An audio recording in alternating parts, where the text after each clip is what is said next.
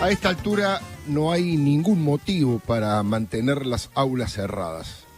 A esta altura solamente un pequeño grupito de sindicalistas del cristianismo y de la izquierda sin votos se opone en forma irracional al regreso de las clases presenciales.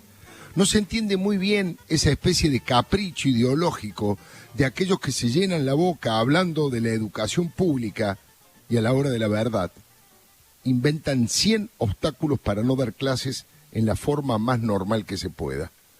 Los Baradel de la vida van a contramano de la historia y ni siquiera son coherentes con su declamado progresismo.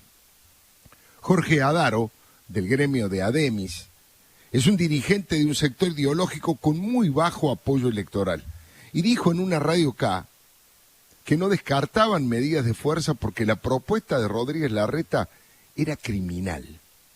Angélica Graciano habló de marketing educativo y antes se había sacado una foto con un afiche que al lado de la caricatura del jefe de gobierno de la ciudad decía: Larreta odia a les niñes. Textual, ¿eh? Se sienten los dueños, los patrones de la educación. Y después dice que son democráticos porque todo lo deciden en asambleas donde participa un ínfimo porcentaje de los verdaderos maestros, que son miles y miles, que quieren trabajar porque aman la educación y esa es su verdadera vocación.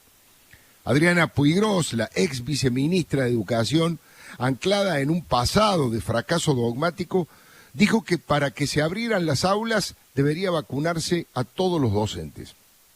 En ningún lugar del mundo se planteó semejante locura. Con el ritmo de vacunación que existe en la Argentina, esperar que todos los docentes se vacunen sería demorar un año más, por lo menos, el inicio de las clases. Y eso sería imperdonable. Sería castigar duramente a los más chicos y a los más pobres, es decir, a los más vulnerables de la sociedad. Alejandra Bonato, la secretaria gremial de UTCTera Capital, obnubilada por su fanatismo cristianista, llegó a comparar el riesgo de contagios del coronavirus en las aulas con el que existe en una fiesta clandestina. La gremialista ultraoficialista, en su afán de evitar el regreso de las clases presenciales, dijo semejante exabrupto, pero no conforme con eso, volvió a la carga y aseguró que dicen que la vacuna tampoco sirve para mucho. Bueno, no aclaren que oscurece.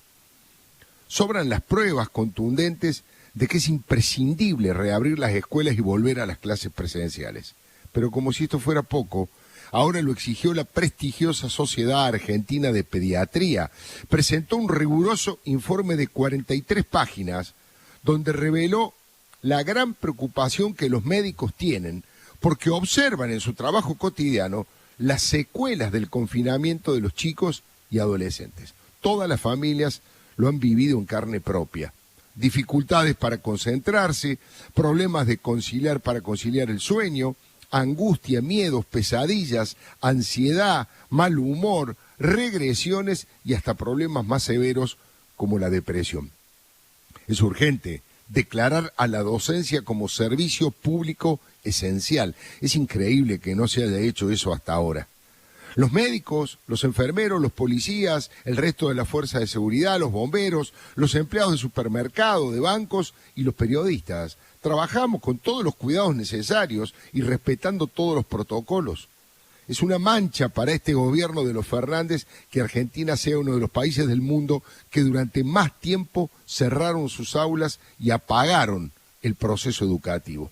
Basta de consignismo vacío o de subjetividades de las conveniencias sectoriales. Hay que pensar en grande, como Sarmiento. Todos sabemos que la escuela es un lugar seguro para los chicos mientras los padres trabajan y que no solamente es muy valiosa para la adquisición de conocimientos, también porque moldea, fortalece las relaciones sociales, los aspectos emocionales y la salud mental, que en muchos casos está muy deteriorada. Esta mañana Horacio Rodríguez Larreta, el jefe de gobierno de la ciudad, con todo su equipo, anunció que el 17 de febrero vuelven las clases y aportó un rosario de medidas prudentes que incluyen un detallado protocolo a seguir para cuidar a los estudiantes, a los maestros y a las familias. Manifestaron que la educación es prioritaria y lo demostraron con sus anuncios. Van a poner todos los recursos de la ciudad al servicio de esta epopeya educativa del regreso. Van a testear a los docentes cada 15 días. Se fijan mecanismos para que en el transporte público la prioridad de uso sea para la comunidad educativa. Está probado que las escuelas en todo el planeta no han sido un centro masivo de contagio del virus y que los más chicos se infectan menos y los que se infectan presentan en su mayoría síntomas leves y contagian en un porcentaje muy bajo. Por eso, la inmensa mayoría de los países democráticos resolvió que la escuela es la primera actividad que se abre y la última que se cierra en caso de que sea necesario volver a cierto nivel de confinamiento. Los chicos tienen que volver plenamente a sus maravillosas rutinas de levantarse temprano, desayunar, intercambiar con su familia y sus compañeros, estudiar, jugar, aprender, reír, fijarse objetivos y tareas y cumplirlas, equivocarse y corregir. Es la mejor preparación posible para la vida, puro entrenamiento para el esfuerzo y la apuesta a la meritocracia. Por supuesto que se deben respetar todos los distanciamientos sociales, el escalonamiento de turnos, el uso de tapabocas, la utilización del alcohol en gel, la limpieza de manos, la desinfección y la ventilación de los ambientes y además la formación de grupos reducidos de chicos en las clases y en los recreos. 10 en aprendizaje y 0 en riesgo. Esta debe ser la consigna. Hay que respetar los derechos humanos y los derechos del niño y el joven a la educación. Es urgente porque el daño, en muchos casos, es irreparable y potencia la inequidad social. Esta nueva realidad que debe instalarse tiene que servir como ejemplo para que funcione como una luz que nos ayude a salir de las tinieblas. La falta de educación es un cáncer que condena a los chicos a la calle y los deja inermes frente a todo tipo de flagelos, como la droga y la delincuencia. Y la educación, en todos sus niveles y formatos, es la mejor manera de combatir la pobreza y la desigualdad. No hay nada más progresista que abrir escuelas en los lugares donde hay más necesidades básicas insatisfechas. Espero que los sindicalistas que defienden su quintita y sus privilegios se den cuenta de verdad que la falta de educación es la madre de todos los problemas, pero que además se puede convertir en la madre de todas las soluciones.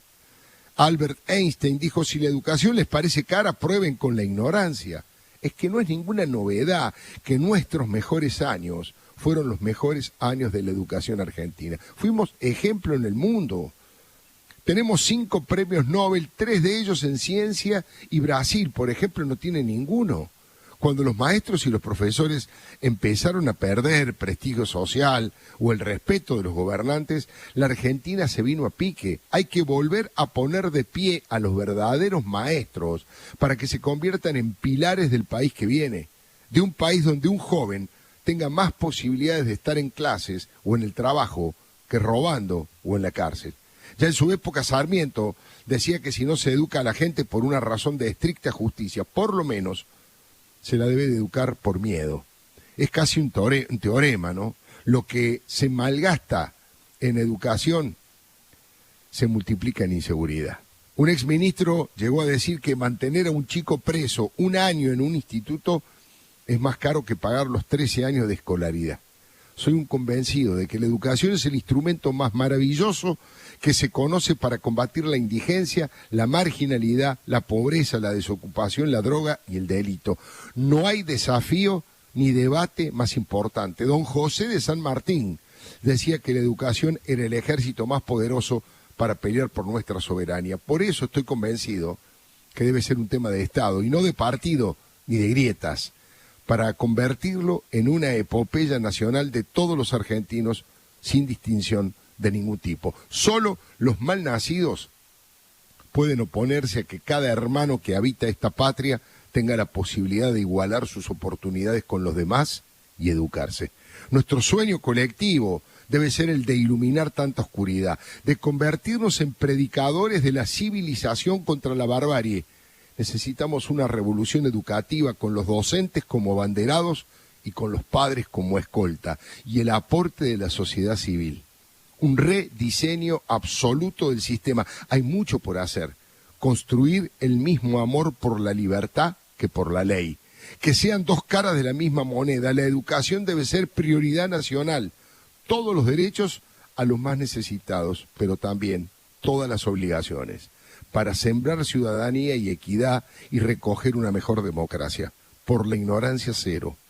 Es por nuestros hijos, que es una forma diferente de nombrar a la patria que viene. Ese color blanco de los guardapolvos es el color de la esperanza.